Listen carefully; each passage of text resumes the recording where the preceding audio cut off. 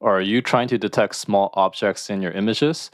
In this video, I'll be talking about what is SAHI, why use SAHI for small object detection, how to detect small objects with SAHI and YOLO, how to fine-tune SAHI for small objects, and finally go over a code demo where I'll be comparing YOLO versus SAHI with YOLO to detect small cars. And for the code that I'll be using, go ahead and check out my website at kevinwoodrobotics.com.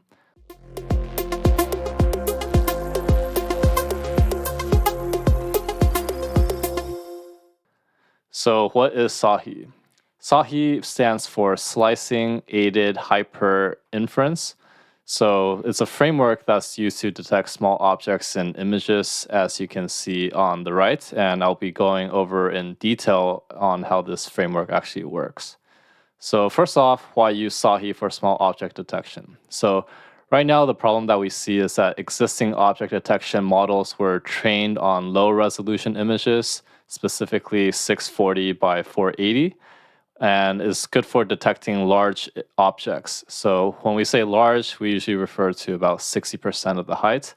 And the thing is, other small object detection models, typically what they'll require is a new architecture.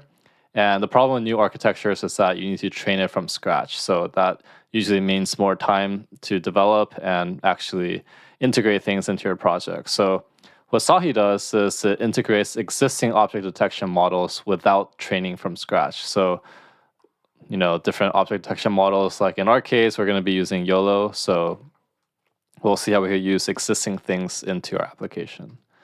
So how to detect small object with SAHI and YOLO. So the idea is you'll have this sliding window and you're going to zoom across the image several times. And you can have parts that overlap it. But the idea is once you slide it over, you break down these images into what's called patches. So we break it up into L number of patches. And once you break it up into patches, these patches are resized. And this helps the objects in the picture gets bigger. So you can see here is an example. If you have an image, you might resize it to some size. And once they're sized up to a bigger one, then you could finally detect the object in there. And once you detect the object in the enlarged image, it's going to be merged back into the original image where it'll specify where the objects were found. And then you could also do an optional step, which is the inference called full inference, which is doing the object detection on the original image. And this is good to detect any large objects that could have been missed. And once you do that, they'll combine everything together and get a final output. So that's how SAHI works. So how to fine-tune SAHI for small objects? The way the fine-tune training works is you have original image that are sliced into patches with dimensions mmin and mmax and nmin and nmax. So these will typically be your hyperparameters, which is your patch size that you want to be for breaking up the images. You're going to choose some values. And then these patches will be resized to new images, which we call I prime, with a width of 800 to 1033 pixels. And then you're going to have a combination of original images, which are these green ones with just I, and then these I primes, which are the enlarged images. So you're going to have a mix of both types of images, and those will what we will be used for training. So that's pretty much the process of how the training works. So now let's go ahead and jump into a coding example. So here's a diagram of the structure of our code. So we will have an input, which is our video, and then we're going to be specifying a method, which will be YOLO or SAHI with YOLO. And we're going to pass it into our main function here, which is called detect small object.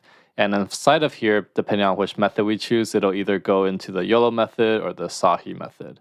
And once you have that, it's going to output the box size and location. And then from there, we could actually render the boxes into our original video feed, which will show us the objects that we have detected. So here we go. We have our main function here, and I'll first off be running the YOLO, and we'll see how YOLO alone does.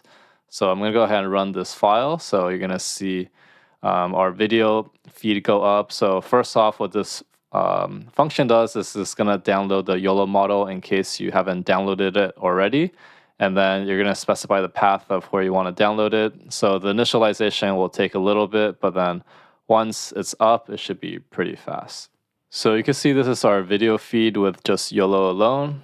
You can see this is the frame count here. I started at 500 something.